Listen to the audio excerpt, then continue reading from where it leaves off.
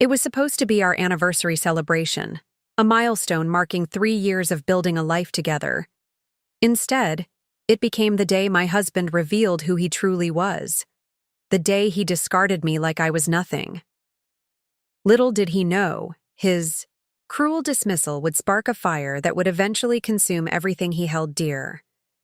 This is the story of how I went from being thrown out of my own home to owning the company my husband had sacrificed our marriage for. Before we dive back in, let us know in the comments where you're watching from. And if this story resonates with you, don't forget to subscribe, because tomorrow's story is something truly special I can't wait to share. The late September evening had a perfect golden glow as I put the finishing touches on our dinner table. Our apartment in Westlake Heights overlooked the city skyline, the twinkling lights just beginning to appear as dusk settled. I had spent all day preparing Ethan's favorite meal, herb-crusted salmon with roasted vegetables and the chocolate soufflé that always made his eyes light up. A bottle of Chateau Margaux, 2015, the same wine we'd had at our wedding, was breathing. On the counter. 3 years. 3 years of supporting Ethan as he climbed the corporate ladder at Meridian Tech Solutions, of rearranging my life to fit his schedule, of putting my own career aspirations on hold. But I had done it willingly, believing we were building something together, a foundation for our future family. I think tonight's the night he'll finally talk about starting a family, I told my sister Olivia over the phone that morning. He's been hinting about big changes and new chapters for weeks. Well, you've certainly been patient enough, Madeline, Olivia replied. I could hear her children laughing in the background, the chaotic symphony of the family life I longed for. 3 years of putting everything on hold for his career. It's time he started prioritizing what you want too. I smoothed down the emerald green dress I'd bought especially for the occasion and checked my reflection one last time. My dark hair fell in soft waves past my shoulders, and the pearl earrings Ethan had given me on our first anniversary gleamed in the warm light. Perfect. Everything was perfect. The sound of keys in the door sent a flutter of anticipation through me. Ethan was home, right on time for once. I hurried to light the candles, my heart quickening as I heard him set down his briefcase in the entryway. "Welcome home," I called out, pouring 2 glasses of wine. "Happy anniversary." When he stepped into the dining room, I immediately sensed something was off. His tie was loosened, his normally impeccable appearance slightly disheveled. But it was his eyes that truly concerned me. Cold, distant, almost calculating. Not at all the warm gaze I was accustomed to. "Ethan, is everything okay?" I asked, setting the wine glasses down. He didn't answer right away. Instead, he looked around at the carefully arranged table, the candles, the flowers, the effort I'd put into making our anniversary special, with an expression that could only be described as annoyed. "I told you I'd be working late tonight," he finally said, though he had never mentioned any such thing. "No, you didn't," I replied carefully, trying to keep the edge out of my voice. "It's our anniversary, Ethan. I've been planning this dinner for weeks." He sighed, running a hand through his perfectly styled hair. "Look, Maddie, I don't have time for this right now. The Blackwell acquisition is happening, and I need to be focused on that, not whatever this is." He gestured dismissively at the romantic setting I'd created. "Whatever this is," I echoed, disbelief creeping into my voice. "This is our anniversary. 3 years of marriage. Remember that? The vows we took, for better or worse." Something hardened in his expression. "Speaking of that," he said, his tone suddenly businesslike, "I think we need to have a conversation that's long overdue." My stomach dropped. This wasn't the conversation I'd been anticipating. This wasn't about starting a family or our future together. The way he was looking at me, like I was a problem to be solved rather than his wife, sent a chill down my spine. "What are you talking about?" I asked, though deep down I already knew. The late nights at the office, the missed calls, the growing distance between us that I'd been trying so desperately to bridge. "This isn't working anymore," Ethan said flatly. "It hasn't been for a while. I've been given the opportunity to lead the Blackwell merger, and afterward, I'll be named CFO of the combined companies. It's everything I've worked for." I waited for him to continue, to somehow connect this career news to our marriage, to include me in his vision of success. But that connection never came. "I need someone who understands the demands of my position," he continued. "Someone who moves in the right circles, who can be an asset in the boardroom as well as the bedroom." The cruel implication hung in the air between us. I wasn't that someone. Despite my MBA from Cornell, despite the promising career I'd put on hold to support his, despite the countless networking events I'd attended at his side, charming his colleagues and superiors alike, I wasn't enough. "You're leaving me," I said, the words feeling strange and hollow in my mouth.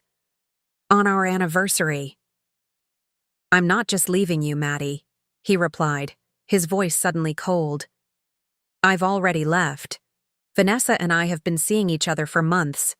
She understands what it takes to succeed at this level." Vanessa. His assistant. The woman who had sent me a text just yesterday asking what Ethan's favorite wine was for a company event. The woman who had been in our home smiled to my face, all while sleeping with my husband. "You've been having an affair?" The room seemed to tilt slightly, the carefully arranged anniversary dinner blurring before my eyes. "For how long?" "That's not important," Ethan dismissed, checking his watch. "What matters is that I'm moving forward, and you need to as well. I've had my lawyer draw up divorce papers. They're fair, more than fair, considering the prenup you signed." The prenup. The document I'd signed without much thought, believing our love was unshakable, believing that we were truly partners in life.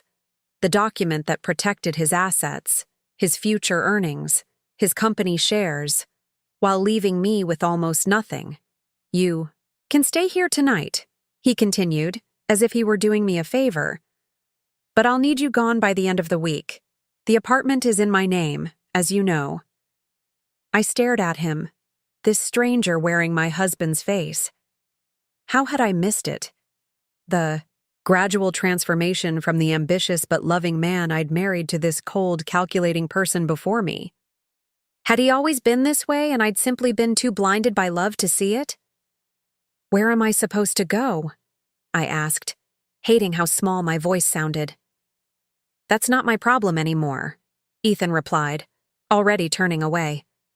"I have a dinner meeting with the Blackwell team. Don't wait up." And just like that, he was gone, leaving me standing in his dining room, surrounded by the remnants of an anniversary that would never be celebrated. The candles flickered in the sudden draft from the closing door, casting dancing shadows across the walls of the life I thought I had secured. It was in that moment, watching the flame distort and bend but refuse to extinguish, that something shifted inside me. The initial shock gave way to something else, something harder and more resolute. If Ethan thought he could discard me so easily, if he believed I would simply fade away while he built his empire with another woman by his side, he was sorely mistaken. I picked up my phone and dialed a number I hadn't called in years. "Mason?" "It's Madeline. Yes, it's been a long time. Listen, I need your help with something. How much do you know about Meridian Tech Solutions and their upcoming merger with Blackwell Industries?" As I spoke, a plan began to form. Not just a plan for survival, but a strategy for something far more satisfying. Justice. Ethan had taken everything from me, but he had forgotten one crucial detail. He had taught me everything I needed to know about his business, about his weaknesses, about the empire he'd prioritized over our marriage. And I was about to put those lessons to very good use. It took a lot of care and time to prepare and narrate this for you, so if you're enjoying it, a quick subscribe really helps and means the world to us. All right, let's get back to it. 3 days after Ethan shattered my world, I found myself in a sterile, extended-stay hotel room, surrounded by hastily packed suitcases. The beige walls and generic artwork were a stark contrast to the carefully curated home I'd been forced to leave behind. My wedding photos, the vintage record collection we'd built together, even the handcrafted pottery from our honeymoon in Tazantitian, Santorini, all gone with only a few essential items rescued before Ethan changed the locks. I sat on the edge of the bed, staring at my phone as it buzzed with another message from Olivia. She'd been offering her guest room since I told her about Ethan's betrayal, but I couldn't bear the thought of my nieces and nephews seeing me this way, hollow-eyed and broken. Better to lick my wounds in private. The divorce papers had arrived. By courier that morning. I hadn't opened the envelope yet. It sat on the desk like a ticking bomb. Ethan had always been efficient, especially when it came to destroying things. A knock at the door startled me. I wasn't expecting anyone, and few. People knew where I was staying. When I peered through the peephole, I was surprised to see Mason Winters standing there, his tall frame almost too large for the narrow hallway. "You look terrible," were his first words when I opened the door. Typical Mason, blunt as ever. "Wonderful to see you too," I replied dryly, stepping aside to let him in. Mason and I had attended Cornell together. He'd been my study partner, my closest friend, and briefly, very briefly, something more. But our paths had diverged after graduation when he took a position with Rivington Capital, a boutique investment firm with a reputation for aggressive acquisitions. We'd kept in touch sporadically, but it had been over a year since we'd last spoken. "I brought sustenance," he said, holding up a bag that smelled deliciously of Indian food. "And information," my stomach growled, reminding me I hadn't eaten properly in days. I cleared a space on the small desk as Mason unpacked containers of butter chicken, naan, and saag paneer. "Eat first," he insisted, handing me a plate. "Then we talk." I didn't argue. For the next 20 minutes, we ate in companionable silence, Mason tactfully avoiding staring at my puffy eyes or the chaos of my temporary living situation. It was only when we'd finished that he pulled out his tablet and got down to business. "So, Meridian Tech Solutions," he began, his voice shifting into the analytical tone I remembered from our study sessions. "Currently in the final stages of acquiring Blackwell Industries, creating what would be the 5th largest tech solutions provider in the country." I nodded, swallowing the painful lump in my throat. "Ethan's been working toward this merger for over a year. It's his big breakthrough. And your ex-to-be is positioned to become CFO of the combined companies," Mason continued, swiping through documents on his tablet. "It's a significant jump for someone his age." "He's always been ambitious," I said quietly, remembering the late nights, the missed anniversaries, the constant phone calls that interrupted our rare moments together. "It's why I supported him so completely. I believed in him." Mason's expression softened momentarily before returning to its professional mask. "Well, here's where it gets interesting. The merger isn't as solid as Ethan might believe." My heart quickened. "What do you mean?" "Blackwell Industries looks impressive on paper, but my team at Rivington has been investigating them for a potential acquisition ourselves. There are discrepancies in their financial reports. Nothing obvious, nothing that would trigger regulatory concerns, but enough to raise eyebrows among those who know what to look for."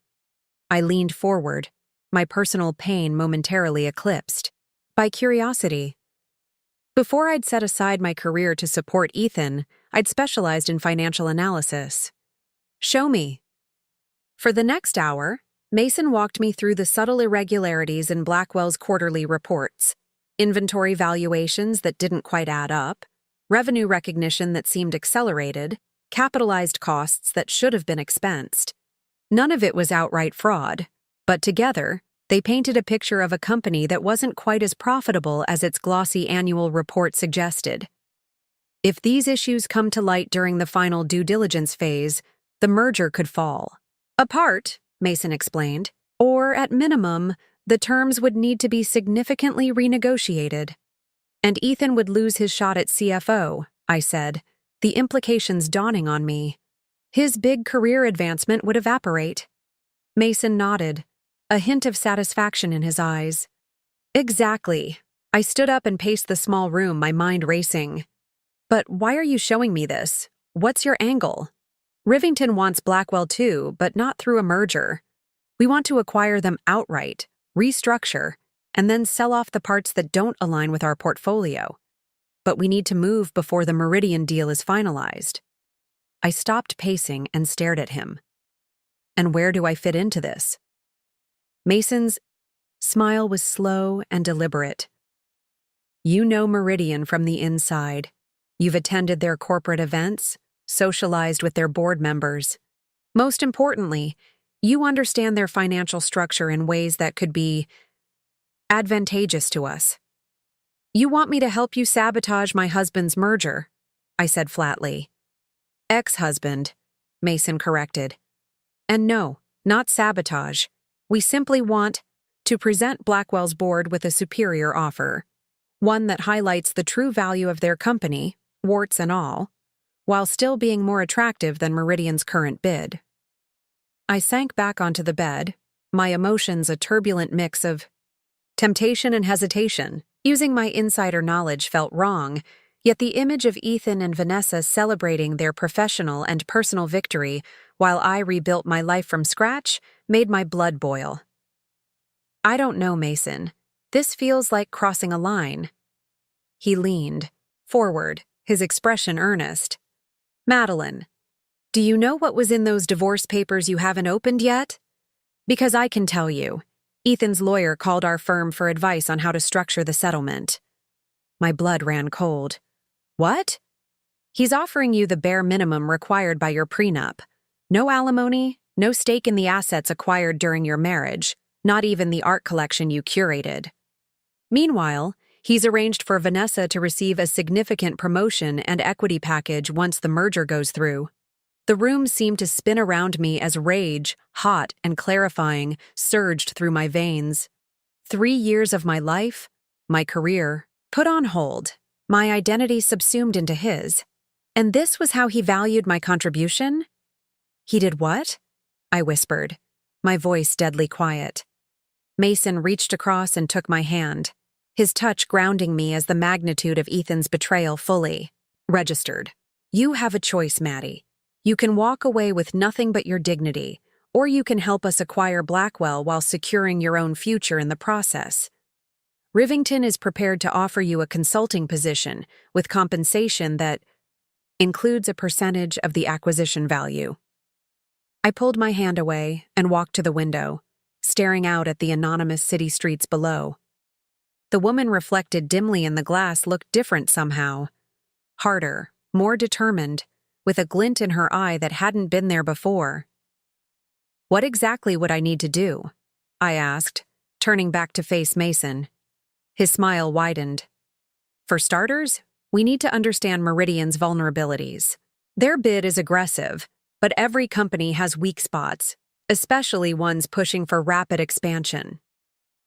I thought about the countless dinners I'd hosted, the conversations I'd facilitated between Ethan and his colleagues, the confidential documents I'd proofread for him when he was too tired to check for errors himself. I might know a few, I said slowly. Mason pulled out a business card and placed it on the desk. Rivington's offer isn't just about money, Madeline. It's about reclaiming your power. Think about it overnight, but don't wait too long. Once the merger enters its final phase, our window of opportunity closes. After he left, I finally opened the divorce papers. Everything Mason had said was true, and worse. Ethan hadn't just minimized my settlement. He'd included clauses to prevent me from seeking employment with any of Meridian's competitors or partners for 2 years. He was effectively cutting me off from my industry expertise while he thrived. That night, I didn't cry. Instead, I pulled out my laptop and began typing notes. Everything I remembered about Meridian's acquisition strategy, their financing structure, and most importantly, the pressure points that kept Ethan awake at night. By morning, I had 10 pages of detailed information and a newfound clarity. I called Mason at 6 a.m. "I'm in," I said when he answered. "But I want more than a consulting position." There was a pause on the other end of the line. "What did you have in mind?" I took a deep breath, surprised by my own audacity. When Rivington acquires Blackwell, I want to be part of the management team, and I want Ethan to know exactly who helped make it happen. Mason's laugh was appreciative. "Now that's the Madeline. Montgomery I remember from Cornell. Let's meet for breakfast and discuss the details." As I hung up, I caught my reflection again. And this time, I barely recognized the woman staring back at me. Her eyes were clear, her posture straight, her expression resolute. Ethan had made one critical mistake. He'd underestimated the woman. He was discarding. And he was about to learn just how costly that mistake would be. The headquarters of Rivington Capital occupied the top 3 floors of a gleaming skyscraper in the financial district. As the elevator ascended, I smoothed down the navy pantsuit I'd splurged on despite my precarious financial situation. First impressions mattered, especially when you were about to propose upending a multi-million-dollar merger. "Nervous?" Mason asked, noting my fidgeting. "Terrified," I admitted. I've spent the last 3 years playing the supportive wife at corporate events. I'm not sure I remember how to be the ambitious analyst anymore. Mason's expression softened. "That woman never disappeared, Maddie. She just took a back seat for a while." The elevator doors opened onto a reception area where sleek, minimalist designs signaled serious money and serious intentions.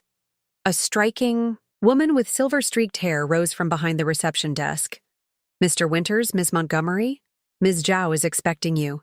We were led through an open office space, past glass-walled conference rooms where analysts hunched over multiple screens displaying financial data, and into a corner office with panoramic views of the city. Victoria Zhao didn't stand when we entered. She remained seated behind her imposing desk, sharp eyes appraising me from behind tortoiseshell glasses. At 62, she was a legend in the financial sector, one of the few women to break into the upper echelons of corporate acquisitions, and remain there for over 3 decades. "So, you're Ethan Crawford's wife," she said without preamble. "Soon-to-be ex-wife," I corrected, refusing to break eye contact despite the intimidating scrutiny. A hint of a smile touched Victoria's lips. "Mason tells me you have information that could help us acquire Blackwell Industries from under Meridian's nose. I'm skeptical. Why would you help us torpedo your husband's career-making deal?" I placed my portfolio on her desk and sat down, uninvited. Because Ethan didn't just betray me as a husband. He's attempting to legally cripple my career while he profits from the knowledge and connections I helped him build. Victoria's eyebrow arched slightly. "Revenge, then." "Justice," I countered. "And self-preservation." She gestured impatiently. "Show me what you have." For the next 40 minutes, I walked Victoria through the detailed analysis I'd prepared.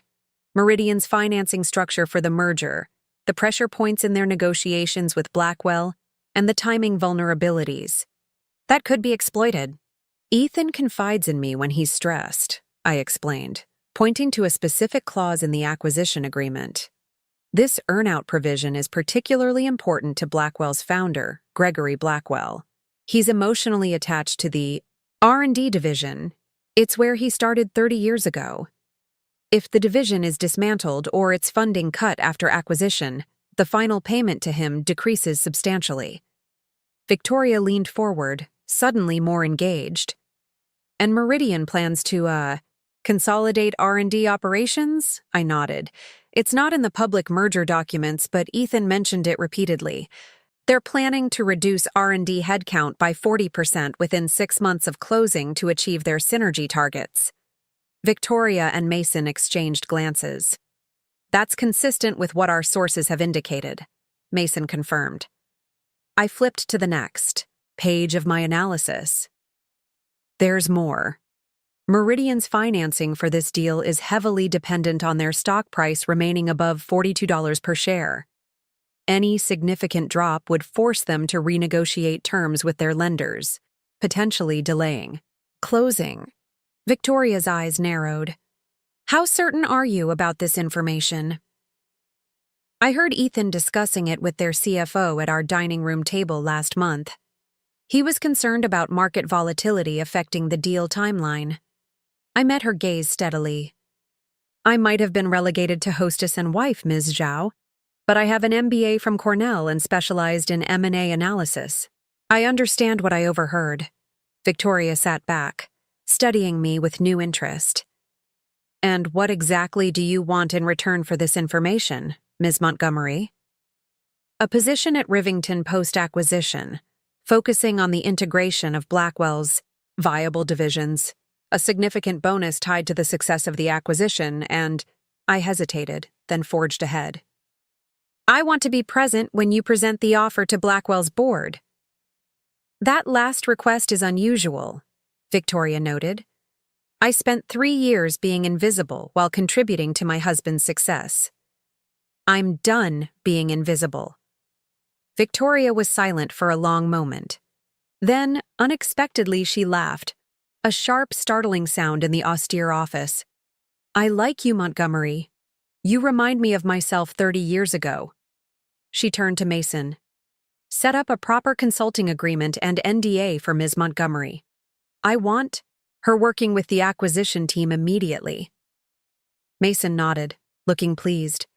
Victoria rose, indicating our meeting was over, but as I gathered my materials, she stopped me with a hand on my arm.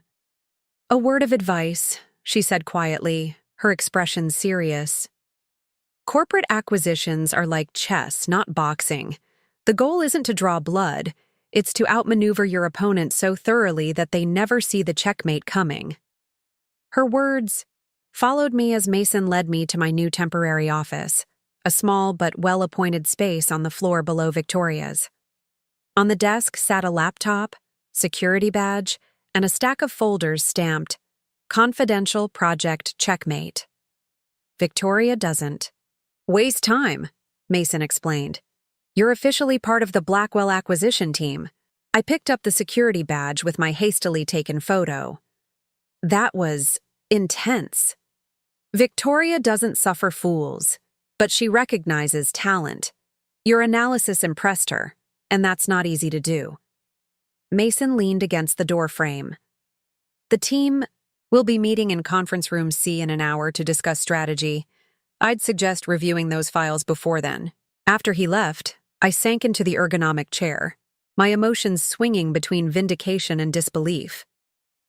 Just a week ago, I'd been arranging flowers for my anniversary dinner, believing my biggest concern was convincing Ethan to start a family. Now I was plotting to help a rival firm snatch away the deal that defined his career ambitions. The magnitude of what I was undertaking suddenly hit me, and doubt crept in. Was I really capable of this? Was I allowing bitterness to drive me towards something I'd regret?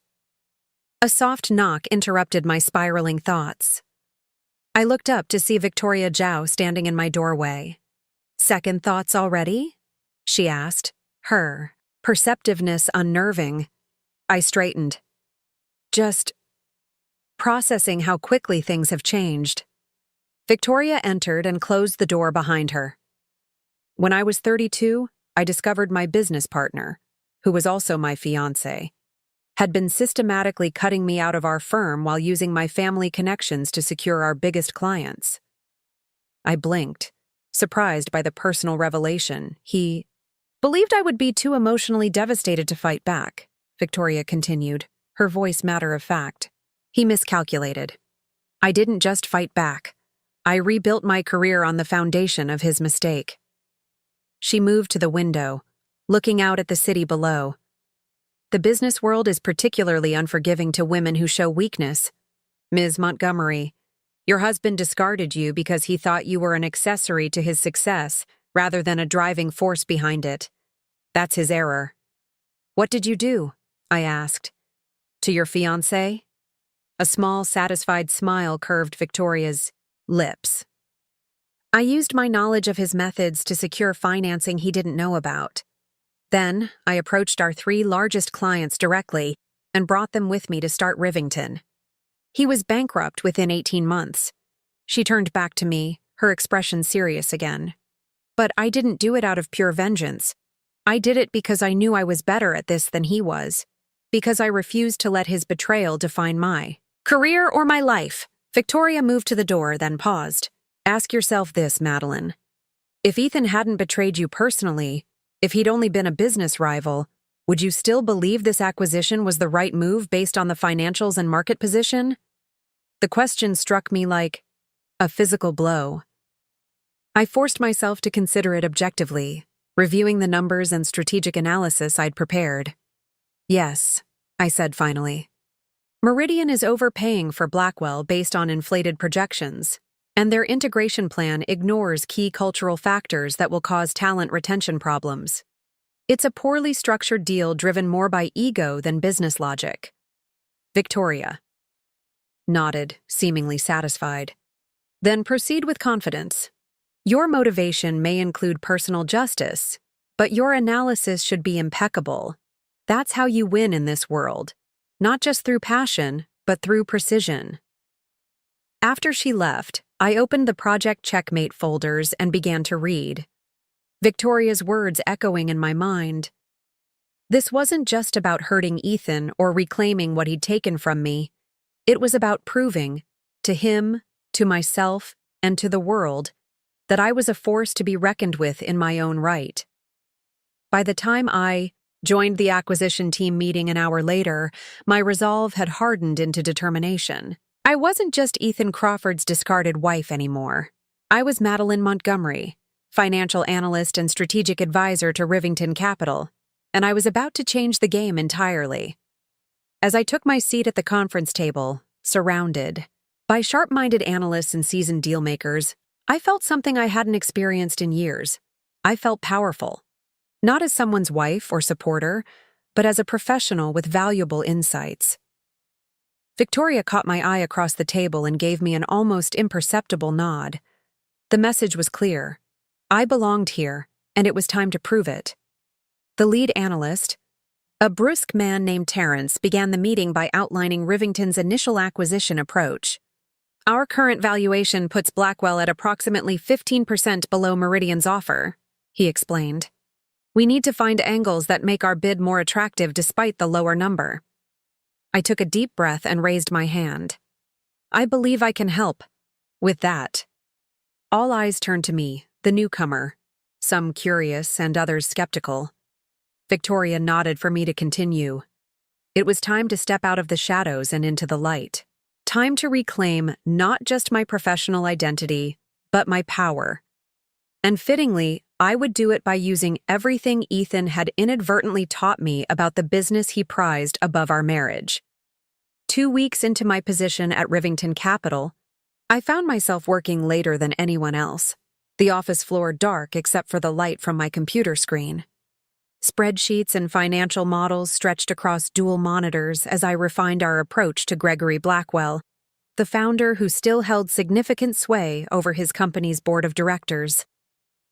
I rubbed my tired eyes, realizing I'd forgotten to eat dinner again. My temporary apartment, a corporate housing unit Rivington provided, remained mostly empty, with takeout containers the only evidence I actually lived there.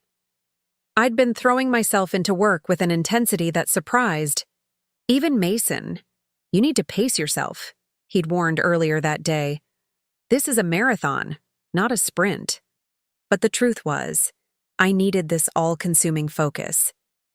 Every hour spent dissecting Blackwell's financials or analyzing Meridian's weaknesses was an hour I didn't spend dwelling on the humiliation Ethan had inflicted. Work was my refuge, my purpose, and increasingly, my identity. My phone buzzed with a text from Olivia. Haven't heard from you in days. Are you still alive? Guilt pricked at me. I'd been avoiding my sister's calls, unwilling to admit how thoroughly I'd immersed myself in plotting what amounted to corporate revenge. Olivia wouldn't understand. She'd worry that I was letting bitterness consume me. Was she right? The question lingered as I shut down my computer and gathered my things. In the elevator down to the parking garage, I caught my reflection in the polished metal doors. Designer suit, perfectly coiffed hair, expression set in determined lines. I looked like a stranger to myself. 3 months ago, I'd been planning anniversary surprises and dreaming of starting a family. Now I was weaponizing insider knowledge to destroy my husband's career ambitions. The contrast was jarring. The garage was eerily quiet as I made my way to my car, heels echoing against concrete. As I fumbled for my keys, a familiar voice froze. "Me in place." "Working late, Maddie?" Ethan stood beside my car, leaning casually against the driver's side door as if he had every right to be there. His tailored suit and confident stance were so familiar it made my chest ache with muscle memory. "How did you get in here?" I asked, fighting to keep my voice steady. "I have connections." He shrugged. "And I wanted to talk to you directly, since you've been ignoring my lawyer's calls." I gripped my purse tighter, anger displacing shock. "I have nothing to say to you or your lawyer. Everything will go through my attorney from now on." Ethan sighed dramatically. Always so stubborn. "Is that why you've decided to work for Rivington? To spite me?" So he knew. The knowledge that my involvement with Rivington had gotten back to him brought a surprising flutter of satisfaction. "I'm working for Rivington because they recognize my value," I replied coolly. "Something you evidently failed to do." His laugh was sharp and dismissive. "Come on, Maddie. We both know what you're trying to do. It won't work. The Blackwell deal is locked up tight." "Is it?" I raised an eyebrow, refusing to be intimidated. "Then why are you here, accosting me in a parking garage? A flicker of something? Uncertainty? Concern?" Crossed his face before his mask of confidence returned. "Just looking out for you. Victoria Zhao has a reputation for using people and discarding them." Sound familiar? The attempt to draw a parallel between himself and Victoria was so transparent, it was almost laughable. The difference is that Victoria has been upfront about what she wants from me. She's also compensating me fairly for my expertise. "Expertise," Ethan repeated, his tone making the word an insult. "Let's be honest about what you're really bringing to the table, Maddie. Information. My information. Information you were privy to as my wife." There it was, the crux of his concern. Not my well-being, not regret over our broken marriage, but fear that I might use what I knew against him. "Interesting that you're worried about that," I observed, a newfound calm settling over me. "Do you have something to hide, Ethan?" He pushed off the car and stepped toward me, close enough that I could smell his familiar cologne. "This isn't a game, Madeline. There are serious legal implications if you share confidential information about Meridian. You signed a non-disclosure agreement when you attended company events." The threat was thinly veiled, but it confirmed what I already suspected. Ethan was worried, and that meant we were on the right track. "I'm well aware of my legal obligations," I replied, meeting his gaze without flinching. "Now, please move away from my car." For a moment I thought he might refuse.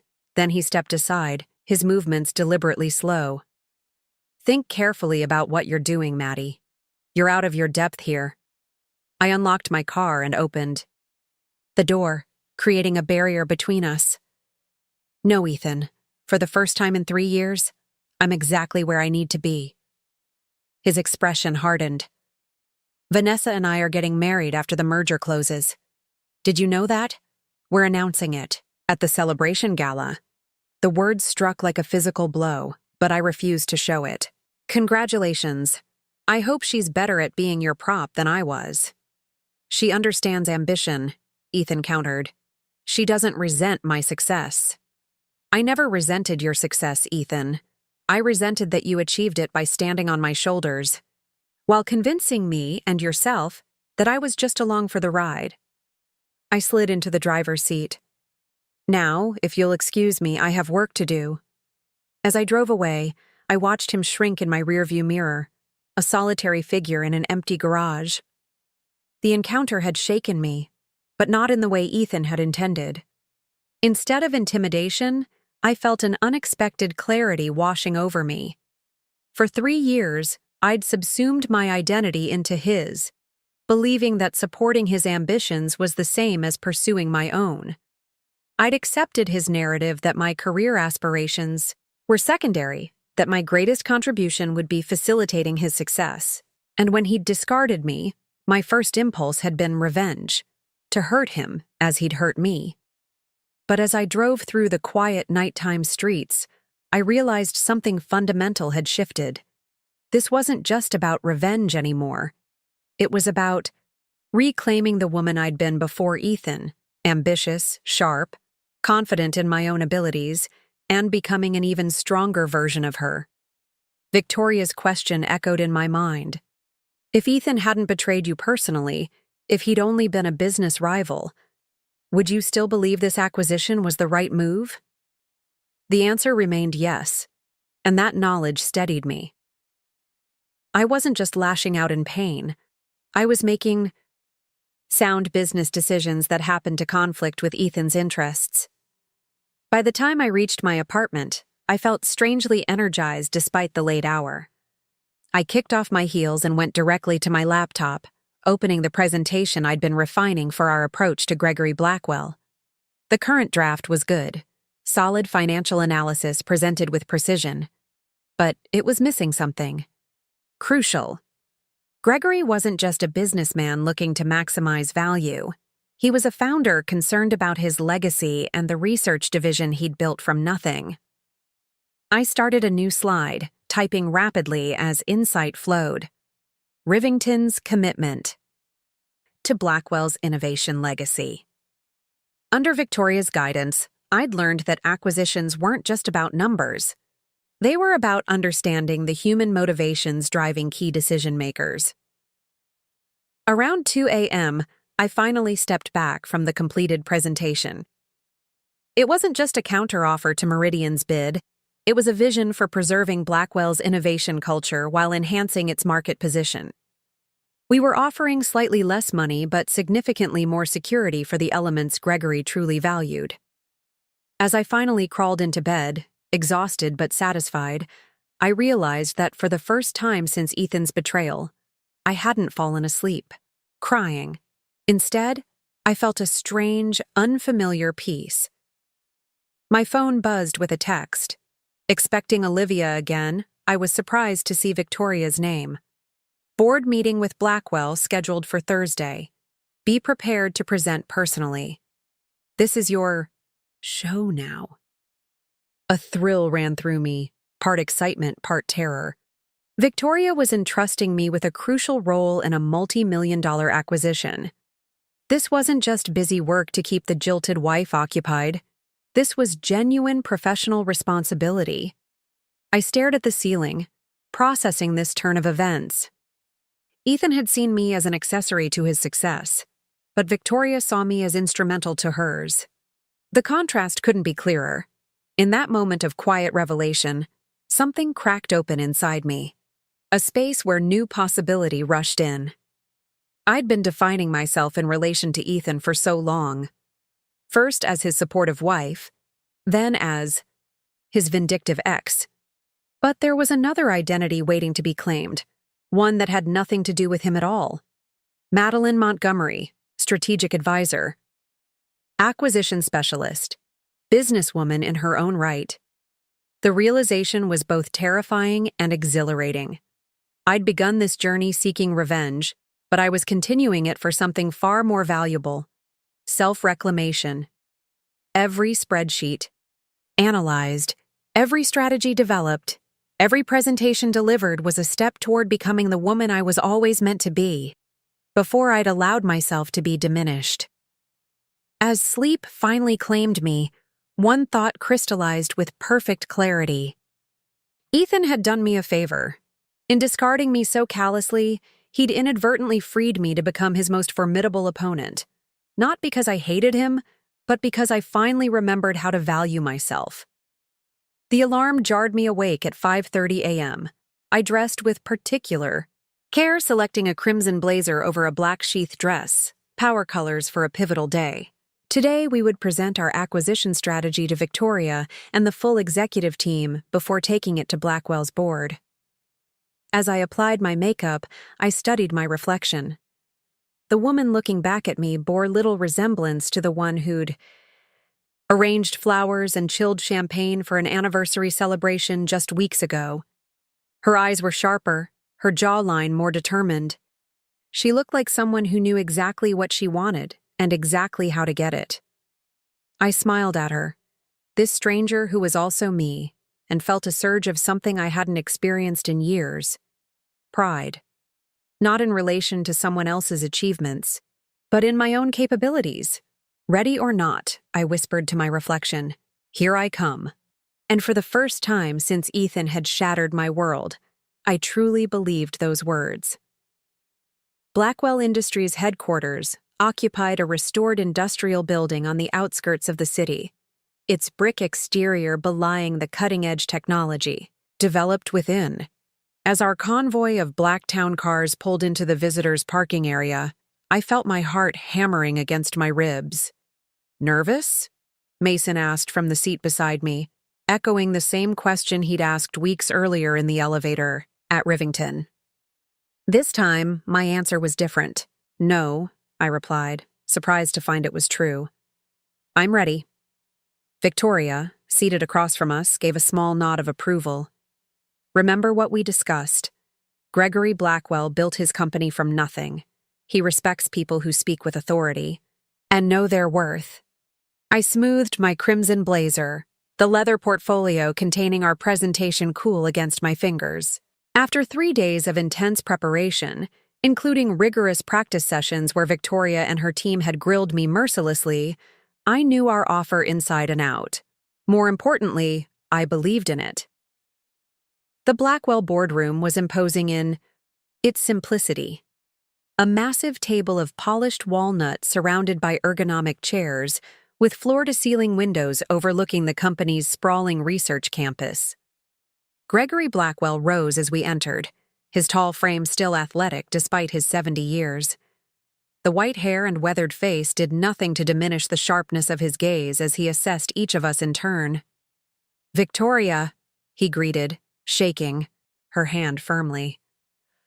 "It's been, 5 years?" "6," she corrected with a rare smile. "The Singapore Technology Conference." "Ah, yes." His eyes twinkled with the memory. "You outbid me for that security software company. Cost me a fortune to develop our own version. A sound, strategic decision in the end," Victoria responded smoothly. "Your in-house solution won the government contract we'd been targeting. Their exchange fascinated me. 2 industry veterans who had competed and respected each other for decades, their relationship transcending any single deal. It was business at its highest level, where rivalries existed alongside genuine admiration." Victoria gestured to me. "This is Madeline Montgomery, our strategic advisor for this acquisition. She'll be leading our presentation today." Gregory's eyebrows rose slightly as he turned to me. "Montgomery? Any relation to Crawford Montgomery from Meridian Tech? I met..." His gaze directly. "Ethan Crawford is my husband, soon-to-be ex-husband." A momentary surprise crossed his face, followed by a calculating look. "Interesting. And you're advising Rivington on acquiring my company, a deal your husband's firm is also pursuing."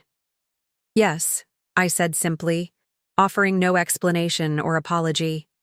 For a tense moment, Gregory studied me, his expression unreadable. Then, unexpectedly, he laughed. "Well, that should make today's meeting considerably more interesting. Please, let's begin." We took our seats as Blackwell's executive team filed in. I recognized several faces from industry events I'd attended with Ethan, and I could see the confusion and curiosity in their expressions as they placed me. Let them wonder, I thought. By the end of this presentation, they'd understand exactly who I was. Victoria opened with a brief overview of Rivington's interest in Blackwell, her tone striking the perfect balance between confidence and respect. Then she turned the floor over to me, As I stood and moved to the front of the room, I felt a strange calm settle over me. This moment, standing before a room full of executives to present a multi-million-dollar acquisition strategy, should have terrified me. Instead, it felt like coming home. "Gentleman, lady," I began, acknowledging the sole female executive on Blackwell's team. Rivington's interest in acquiring Blackwell Industries is rooted in two fundamental beliefs. First, that Blackwell's research division represents the future of integrated security solutions, and second, that the current market undervalues the long-term potential of this innovation. I advanced to the first slide of my presentation, which contrasted Meridian's offer with Rivington's. As you can see, Meridian's bid is approximately 15% higher than ours in total consideration. If price were the only factor in this decision, our meeting would be very short. A few chuckles rippled through the room. Gregory Blackwell leaned forward. Slightly, his interest piqued. "However," I continued, "there are significant differences in structure and strategic vision that warrant your careful consideration." For the next 20 minutes, I walked them through our analysis, highlighting the key differentiators in our approach. Where Meridian offered more cash up front, but tied earnouts to aggressive cost-cutting measures, we proposed a structure that rewarded revenue growth and successful product launches. Where Meridian planned to integrate Blackwell's operations into their existing business units, we presented a vision of Blackwell as a semi-autonomous division within Rivington, preserving its culture and innovation pipeline. Most importantly, I said, advancing to what I considered the centerpiece of our proposal, we are prepared to commit contractually to maintaining current R&D investment levels for a minimum of 5 years, with increases tied to performance, metrics that your team would help design. I glanced at Gregory, whose expression had grown increasingly attentive. "Mr. Blackwell, we understand that the research division represents not just a business asset, but a legacy. Your legacy. Our commitment is to grow that legacy, not dismantle it for short-term gains." A slight shift in his posture told me the message had landed. I moved through the remaining slides, addressing potential concerns and outlining our integration timeline. "Conclusion," I said, returning to the comparison slide.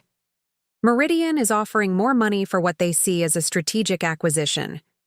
Rivington is offering a partnership that preserves what makes Blackwell Industries exceptional while providing the capital and distribution network to take your innovations to a global scale." I returned to my seat as Victoria smoothly took over, opening the floor for questions.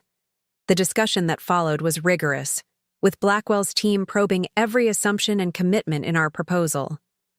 Throughout it all, I felt Gregory's eyes returning to me repeatedly, assessing something beyond the financial details. When Victoria deftly fielded a particularly complex question about international regulatory approvals, he leaned toward me. "Ms. Montgomery," he said quietly, "might I ask why you're involved in this particular acquisition? Of all the deals Rivington must be pursuing, why this one?" The directness of the question caught me off guard. The prepared answer, that I specialized in technology sector valuations, hovered on my lips, but something in Gregory's expression demanded honesty. "Because I believe Meridian is the wrong partner for Blackwell," I replied, matching his quiet tone. "Their integration plan prioritizes short-term earnings over long-term innovation. They'll dismantle what makes your company valuable in the name of synergy." His eyes narrowed. "And you know this how?" We both knew the answer, but speaking it aloud would cross an ethical line. Instead, I said, "I know how Meridian operates. I've seen their approach to acquisitions firsthand, Mr. Blackwell. They buy companies for their client lists and immediate technology, not for their research potential or culture." He studied me for a long moment. "And your personal connection to their CFO has nothing to do with your involvement?" "It has everything to do with my involvement," I admitted, surprising myself with my candor. "But not in the way you might think. My marriage ending forced me to reclaim my professional identity. This acquisition is my declaration that I'm more than just Ethan Crawford's discarded wife. I'm a financial analyst with insights your company needs to hear. The bluntness of my statement seemed to catch Gregory off guard. For a moment, his carefully maintained business persona slipped, revealing something like respect. "Well," he said finally, "at least you're honest about your motivations." "Always," I replied, holding his gaze. Our private exchange was interrupted as Victoria wrapped up the Q&A session. Gregory stood, signaling the end of the meeting. "Thank you for a comprehensive presentation," he said, addressing our entire team, but looking at me. "We have another meeting scheduled with Meridian tomorrow to review their final offer. The board will make its decision by the end of the week." As we gathered our materials, Gregory approached me directly. "Ms. Montgomery, a word in private?" Victoria gave me a subtle nod, and I followed Gregory to a small conference room adjacent to the boardroom. He closed the door and gestured for me to sit. "I've known Ethan Crawford for 5 years," he began without preamble. Ambitious, relentless, and utterly focused on his own advancement. I never understood how he had managed to secure a wife like you. I blinked, uncertain how to respond to the unexpected direction of the conversation. "I remember you from industry events," Gregory continued, "always insightful when drawn into technical discussions, yet consistently deferring to your husband. I found it puzzling." "I was playing a role I thought I was supposed to play," I admitted. "A mistake I won't repeat." He nodded slowly. "Your presentation today was exceptional, not just the content but the conviction behind it." He paused, seeming to weigh his next words carefully. "Meridian's offer includes a position for me on their executive committee. Largely ceremonial, of course, but designed to suggest they value my continued involvement." "They don't," I said flatly. "It's a golden handcuff, nothing more." A faint smile crossed his face. "Yes, I suspected as much. What does Rivington offer in that regard?" "Nothing ceremonial," I replied. "We believe your expertise is genuinely valuable, particularly in guiding the R&D division through transition. Our offer includes a 3-year consulting agreement with substantive responsibilities, should you wish to remain involved. But we're not dangling titles to secure your agreement." Gregory's laugh was unexpected and genuine, refreshingly direct. "Victoria has trained you well." "Victoria hasn't trained me to say anything," I countered. "She's empowered me to speak the truth as I see it." He studied me for a long moment. "You know, Ms. Montgomery, revenge is rarely as satisfying as people hope it will be." "I'm not doing this for revenge, Mr. Blackwell." I met his gaze steadily. "I'm doing it because it's the right business decision for both our companies, and because proving my professional worth is the best response to being underestimated." Gregory extended his hand. "I look forward to the board's decision, Ms. Montgomery. Whatever the outcome, I suspect you have a significant career ahead of you." As I shook his hand, I felt a quiet certainty settle over me. Whatever happened with the acquisition, I had stood in that boardroom on my own merits and held my own with industry leaders. No one could take that away from me. Not Ethan, not the divorce, not the years I'd spent diminishing myself. I had declared my value, publicly and without apology. And in doing so, I had finally broken free of the narrative Ethan had constructed around me. As we rejoined the others, Victoria caught my eye with a questioning look.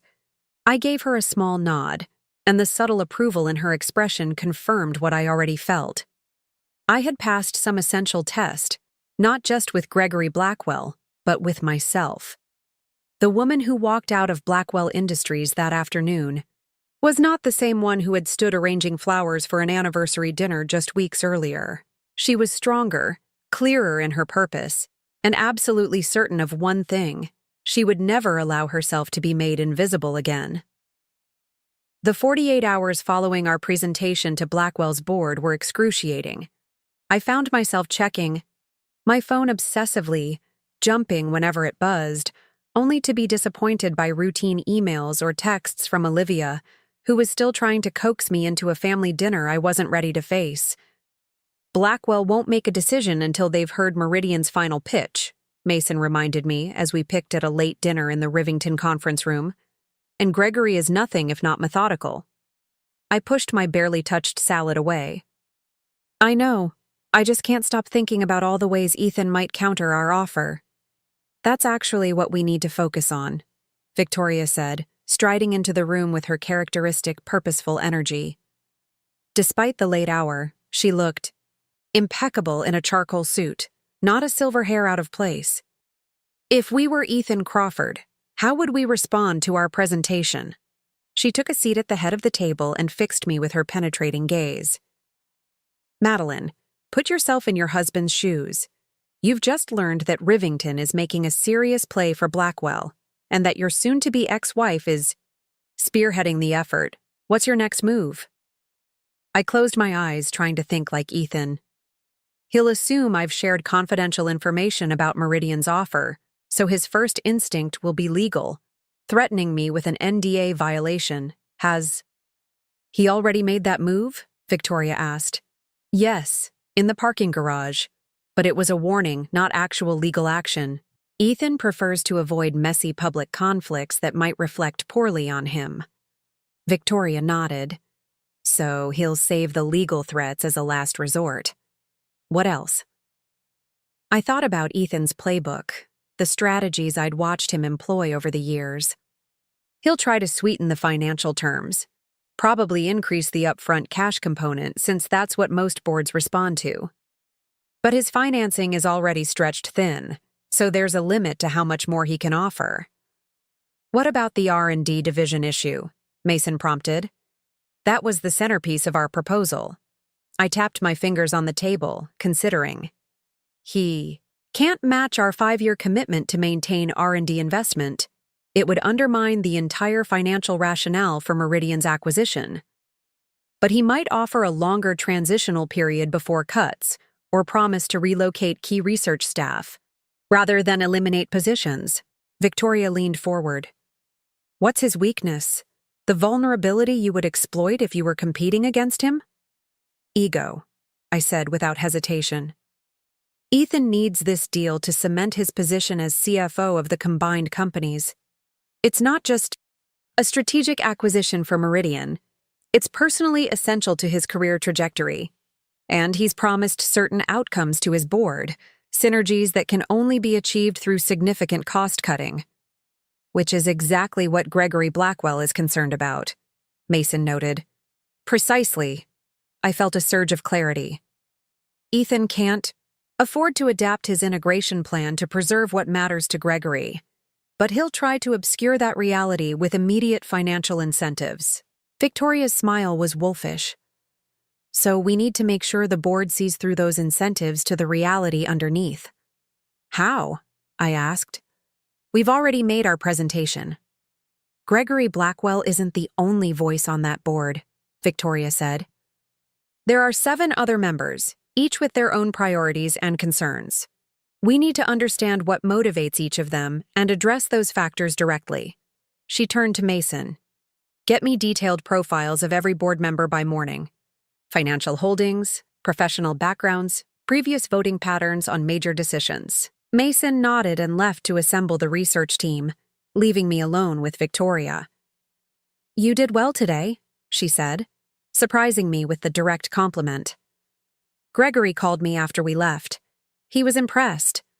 A warm glow of pride spread through me. Thank you for giving me the opportunity to lead the presentation. I didn't give you anything, Victoria corrected sharply. You earned it through your analysis and preparation. Never forget the difference. I nodded, absorbing the crucial distinction. Victoria hadn't bestowed a favor. She'd recognized value and leveraged it, exactly as I needed to do for myself moving forward. Now, she continued, we have 36 hours to prepare our final move. I want you to draft personalized addendums to our offer addressing the specific concerns of each board member. My eyes widened. Individualized offers? not separate offers. Strategic emphasis, Victoria clarified. The core deal remains the same, but we highlight different aspects for different decision-makers. The former McKinsey consultant cares about clean integration metrics. The retired engineering executive worries about talent retention. The venture capital representative focuses on maintaining innovation pipelines for future valuation growth. I understood immediately. It wasn't about changing the substance of our offer, but about framing it to address each board member's primary concerns, speaking directly to their values rather than assuming a one-size-fits-all approach. I'll need help with the research, I said, mentally calculating the work involved. You'll have it. But you're leading this effort because you understand both the technical details and the human elements at play. Victoria stood, signaling the end of our conversation. This is how deals are really won, Madeline. Not just with numbers, but with insight into what drives people's decisions. The next day and a half passed in a blur of intense activity. I barely left the office, catching naps on the couch in Victoria's private suite when exhaustion overtook me.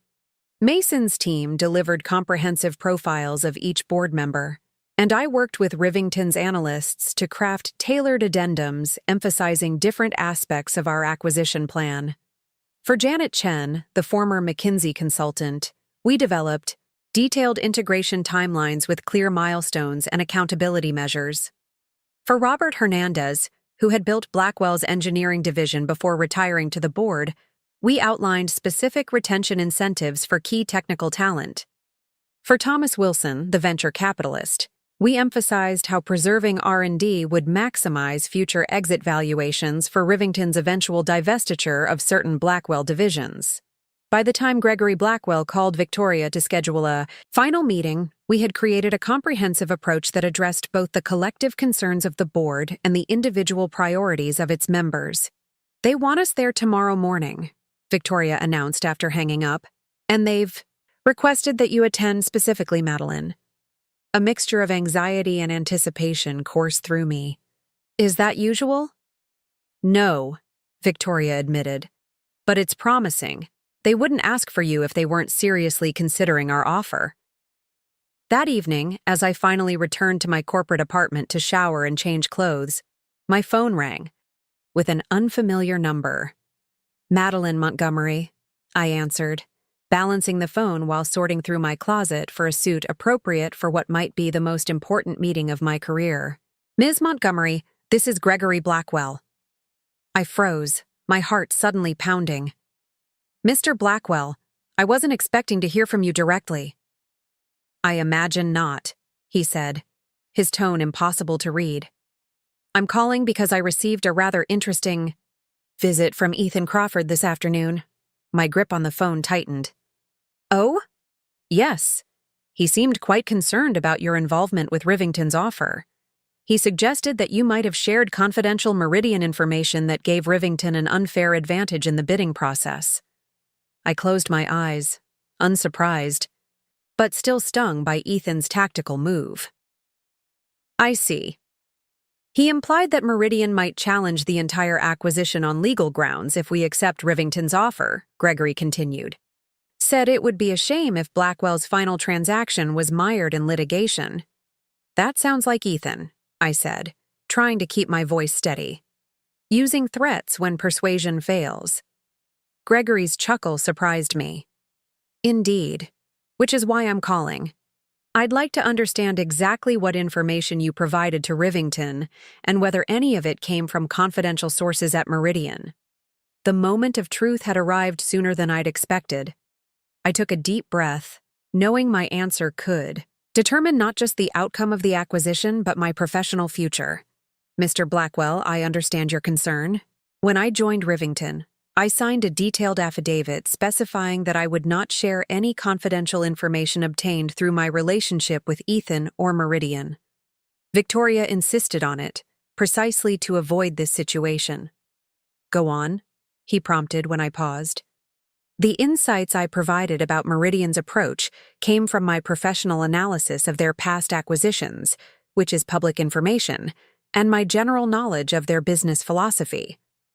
I was careful never to disclose specific terms, numbers, or strategies that weren't publicly available.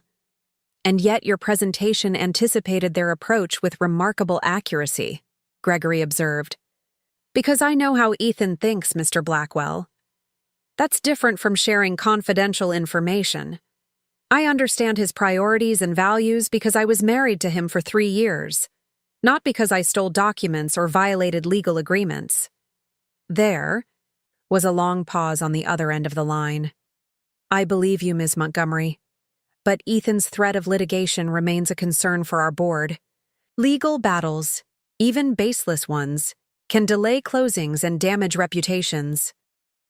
My mind raced, searching for a solution. What if I recused myself from the final stages of the acquisition? Victoria could lead the closing team, and I could step back until the deal is completed. An admirable offer, but unnecessary, Gregory replied. I didn't call for your resignation, Ms. Montgomery. I called to warn you that Ethan is playing hardball and to suggest you come prepared tomorrow to address these concerns directly with our board. Relief flooded through me. I understand. Thank you for the heads up. One more thing, Gregory added, his tone softening slightly. Ethan mentioned your divorce proceedings are becoming contentious. He suggested that your involvement with Rivington was motivated by a desire to harm him financially, rather than by sound business judgment. Of course, Ethan would try to paint me as the vengeful ex-wife, using sexist stereotypes to undermine my professional credibility. It was so predictable it almost made me laugh. Mr. Blackwell, I won't pretend my personal history with Ethan didn't influence my decision to join Rivington, but my analysis of this acquisition is sound, and my commitment to ensuring its success is absolute. The board will need to decide whether the professional value I bring outweighs any concerns about my personal motivations. Well said, Gregory replied, and I could hear the approval in his voice. I'll see you tomorrow, Ms. Montgomery. After hanging up, I sat on the edge of my bed, absorbing the implications of the call. Ethan was fighting back exactly as I'd anticipated, attacking my credibility rather than adjusting his offer to address Blackwell's concerns. It was simultaneously gratifying to have predicted his move and infuriating to be facing it. I dialed Victoria immediately, updating her on Gregory's call and Ethan's tactics. We expected this, she said calmly. In fact, we can use it to our advantage. Ethan's attack on you personally rather than on the substance of our offer suggests he doesn't have a strong counter on the merits. How do we respond? I asked. You address it head on, Victoria replied. Acknowledge your personal connection to the situation, then pivot immediately to the business rationale. Transparency about potential conflicts of interest, followed by rock-solid analysis that stands on its own, regardless of that connection. I nodded, even though she couldn't see me. I can do that. I know you can, Victoria said. Now get some rest. Tomorrow will be decisive. But sleep proved elusive as I rehearsed what I would say to the board, anticipating their questions and Ethan's potential presence. By morning, I was running on adrenaline and determination, dressed in a navy suit that projected confidence and professionalism without being intimidating. As our car approached Blackwell headquarters for the second time, Mason squeezed my hand briefly. Whatever happens in there, you've already won. You're not Ethan's wife anymore. You're his equal competitor. Don't forget that. His words steadied me as we walked into the building, ready for whatever came next. The board was waiting, and so, I suspected, was Ethan. The confrontation I'd been preparing for since the night he'd discarded me was finally at hand. The Blackwell boardroom felt different this time, charged with an almost palpable tension. The executive team was arranged along one side of the massive walnut table, with Gregory Blackwell at the center. But what immediately caught my attention was Ethan, seated confidently at the opposite end, flanked by Meridian's CEO, Richard Harrington, and a woman I recognized instantly as Vanessa. Our eyes met across the room, and Ethan's expression shifted from surprise to cold fury. He clearly hadn't expected me to be part of this final meeting. Vanessa leaned over to whisper something in his ear, her hand possessively on his arm, her gaze challenging me directly.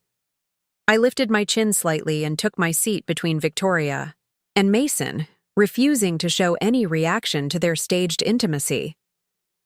This wasn't about our broken marriage anymore. It was about business, strategy, and my professional credibility. Gregory Blackwell opened the meeting with characteristic directness. Thank you all for joining us today. After careful consideration of both offers, the board has additional questions before making our final decision. We've taken the unusual step of inviting both Rivington and Meridian to address these questions directly. He turned toward me. Ms. Montgomery, in the interest of transparency, Meridian has raised concerns about your involvement in Rivington's bid, given your personal connection to Mr. Crawford. The board would like you to address those concerns. Could feel every eye in the room on me, measuring my response. This was the moment Victoria and I had prepared for, the direct confrontation with the conflict of interest Ethan was using to undermine our offer. Thank you, Mr. Blackwell, I began, my voice steady despite my racing heart. I appreciate the opportunity to address this directly. Yes, Ethan Crawford and I are in divorce proceedings after 3 years of marriage, and yes, that personal history initially drew my attention to this particular acquisition. Ethan's smirk was subtle but unmistakable. He thought I was walking into his trap. However, I continued, my analysis of why Rivington is the superior partner for Blackwell is based on public information, industry knowledge, and financial expertise, not on confidential details from my marriage. When I joined Rivington, I signed a legal affidavit confirming that I would not share non-public information obtained through my relationship with Mr. Crawford or Meridian. I turned slightly to face the board members directly. I understand your concern about potential litigation.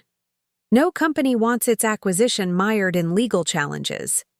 But I believe Mr. Crawford's suggestion that my involvement somehow taints this process is not just incorrect, it's a deliberate attempt to distract from the substantive differences between our offers.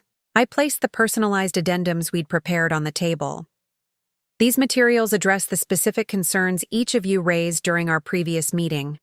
They demonstrate why Rivington's approach preserves what makes Blackwell valuable while providing the capital needed for expansion. I'm happy to walk through them in detail, or to recuse myself from this meeting if the board believes that would be appropriate. The directness of my offer seemed to catch the board members off guard. They exchanged glances, clearly not having expected me to put my own participation on the table. Gregory broke the silence. That won't be necessary, Ms. Montgomery. We invited you here specifically because your presentation was compelling. We simply needed to address the concern directly. If I may, Ethan interjected, his voice carrying that smooth, persuasive tone I'd heard him use in countless negotiations. While I appreciate Ms. Montgomery's statement, the fact remains that she had access to confidential information about Meridian's bid through our marriage. Whether she explicitly shared documents is almost beside the point. Her knowledge inherently creates an unfair advantage for Rivington. Richard Harrington, Meridian's CEO, nodded in agreement. Our concern is the integrity of the bidding process. If Blackwell accepts Rivington's offer under these circumstances, shareholders could rightfully question whether they received full and fair value. It was a clever angle, shifting from threatening litigation to suggesting the board might be failing their fiduciary duty. I could see uncertainty flickering across some board members' faces. Victoria leaned forward. If I may address that point, Mr. Blackwell, Rivington's bid was formulated before Ms. Montgomery joined our team.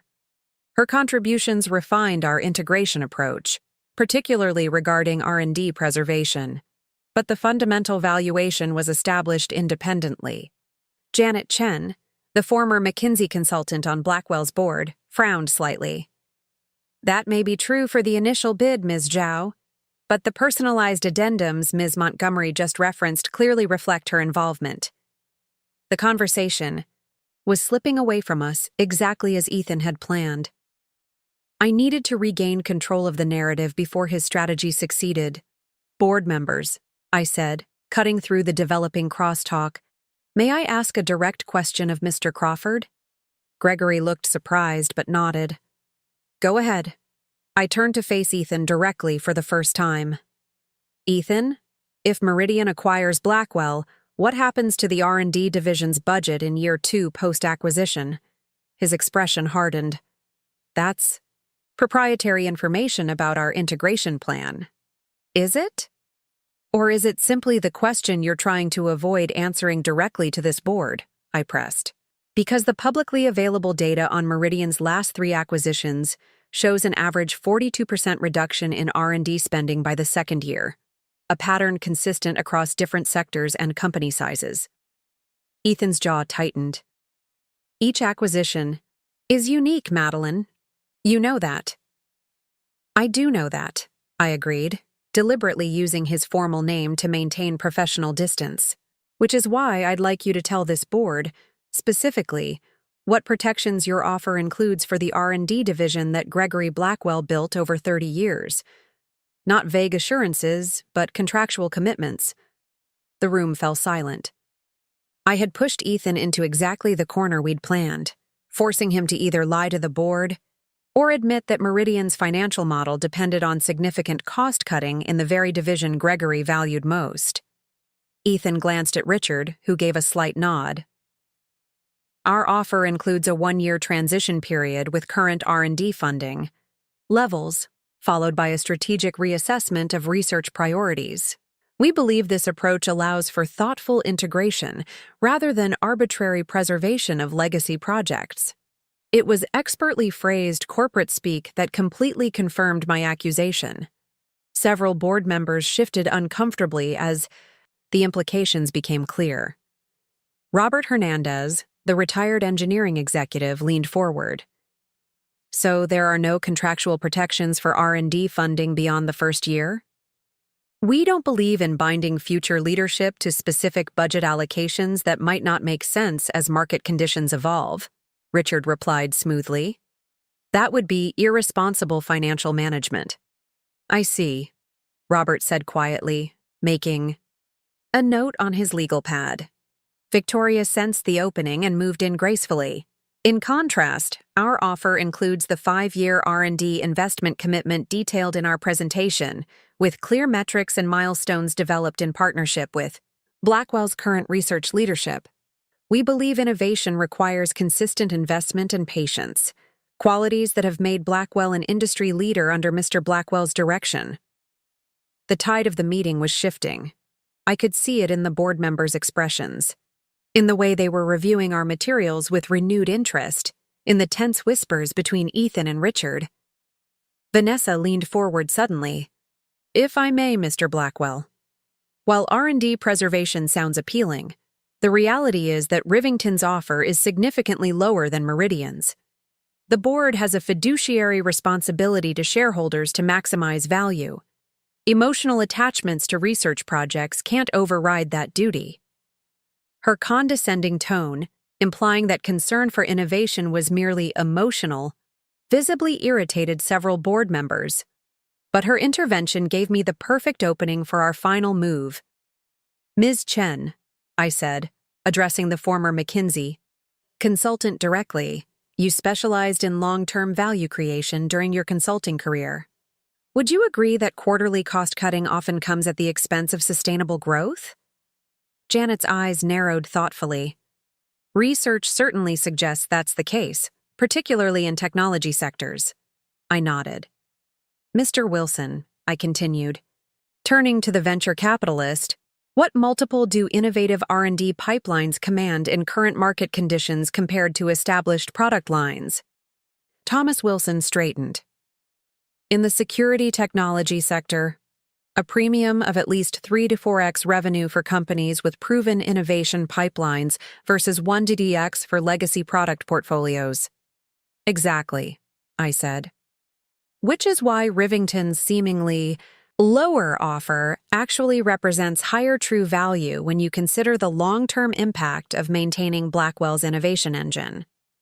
I opened my portfolio and removed the final document we'd prepared, the masterstroke Victoria had conceived just hours earlier. Board members, in recognition of the value we place on Blackwell's innovation culture, Rivington is prepared to add a contingent payment structure to our offer. If the R&D division achieves specific breakthrough milestones over the next 5 years, additional payments will be triggered, potentially exceeding Meridian's current bid by up to 12%. The room erupted in murmurs. Ethan's face darkened as he whispered urgently to Richard. This payment structure, I continued once the noise subsided, aligns Rivington's incentives directly with Blackwell's innovative potential. Rather than cutting research to achieve short-term earnings targets, we benefit financially from preserving and enhancing what makes Blackwell exceptional. Gregory Blackwell's expression remained carefully neutral, but I could see a spark of interest in his eyes.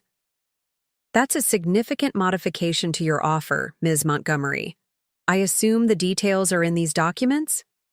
Complete with the specific technical milestones and corresponding payment triggers, I confirmed. Developed in consultation with industry experts to ensure they're both ambitious and achievable. Ethan stood abruptly. Mr. Blackwell, Meridian would like to request time to prepare a response to this new development, changing terms at the final. Hour is highly unusual. Gregory's smile was thin. So is threatening litigation to influence a board's decision, Mr. Crawford. Yet here we are. He turned to his fellow board members. I suggest we take 30 minutes to review Rivington's modified offer, then reconvene to discuss next steps. As the board members filed out with our materials, Ethan brushed past me, stopping just long enough to whisper, "This isn't over, Maddie. You have no idea what you've started." I met his gaze calmly. Actually, I know exactly what I've started. The question is whether you understand what you finished when you decided I was disposable. His face flushed with anger, but Vanessa pulled him away before he could respond. As they left, I caught her glancing back at me with an expression I couldn't quite decipher. Perhaps the first flicker of understanding that the woman Ethan had discarded might not have been as inconsequential as he'd claimed. Victoria touched my arm lightly. "Well played," she murmured. The contingent payment structure was the perfect counter to their price advantage. "Do you think it will be enough?" I asked quietly. Victoria's smile was cryptic. "I think you just demonstrated exactly why I wanted you on this team. Now we wait." The next hour was the longest of my life. Mason, Victoria, and I retreated to a small conference room Blackwell's assistant had directed us to, while Ethan and the Meridian team occupied a similar space down the hall. We could hear occasional raised voices from their direction. Clearly, they were scrambling to formulate a counteroffer.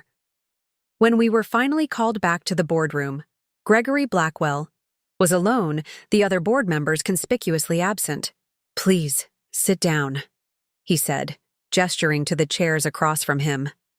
We complied, the unexpected intimacy of the setting heightening my anxiety. Where was the rest of the board?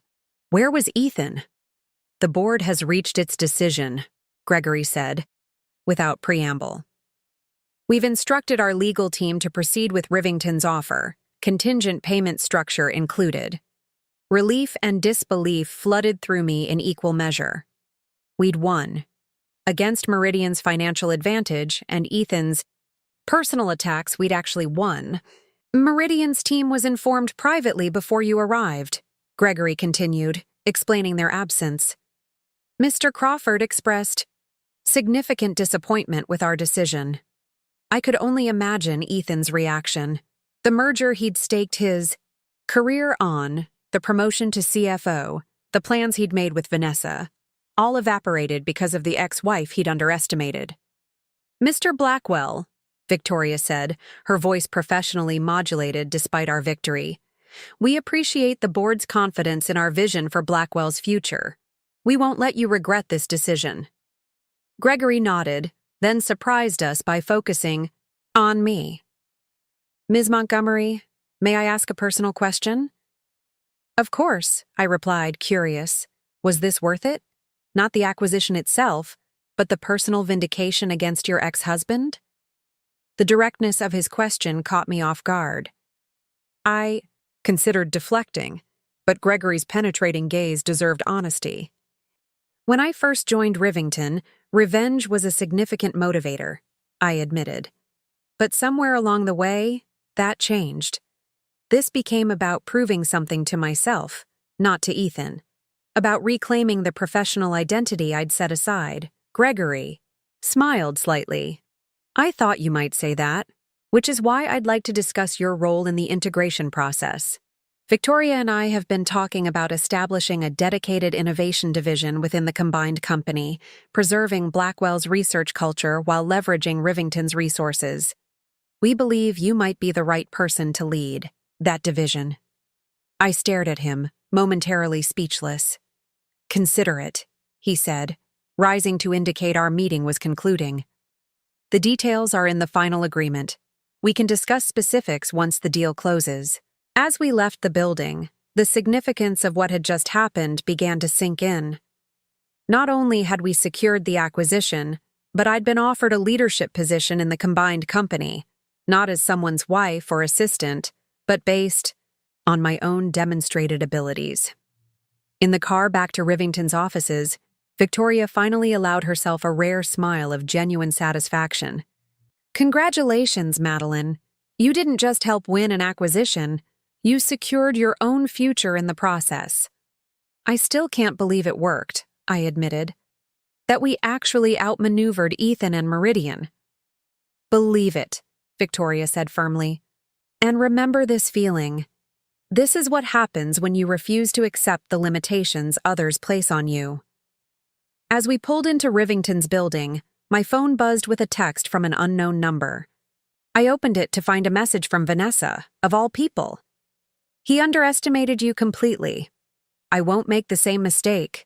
I showed it to Victoria, who laughed. Smart woman. Perhaps she's learning from his mistakes faster than he is. That evening, alone in my apartment with a glass of champagne Victoria had pressed into my hands before I left the office, I finally felt the full weight of everything that had happened since that disastrous anniversary night. The humiliation, the rage, the determination, the growth, all of it had led to this moment of transformation. I hadn't just survived Ethan's betrayal. I had leveraged it into an opportunity that would never have existed otherwise. The woman arranging flowers and dreaming of babies had become a corporate strategist with a leadership position in a major acquisition. My phone rang, pulling me from my reflections. It was Olivia. Maddie, are you okay? I've been worried sick about you. I took a deep breath, suddenly realizing how much I'd isolated myself in my quest for vindication. I'm more than okay, Liv. And I think I'm finally ready for that family dinner. There's a lot I need to tell you about. Does it involve why Ethan called Mom in a rage this afternoon, demanding to know if she'd heard from you? I laughed, genuinely amused by the image. It might. I'll explain everything tomorrow, I promise. After hanging up, I walked to the window of my apartment, gazing out at the city lights. Somewhere out there, Ethan was facing the consequences of his actions. Not because I'd sought revenge, but because I'd refused to remain the person he thought I was. The irony wasn't lost on me. By discarding me so callously, he had inadvertently freed me to become exactly the woman I was always meant to be. Confident, ambitious, and far too valuable to be anyone's afterthought.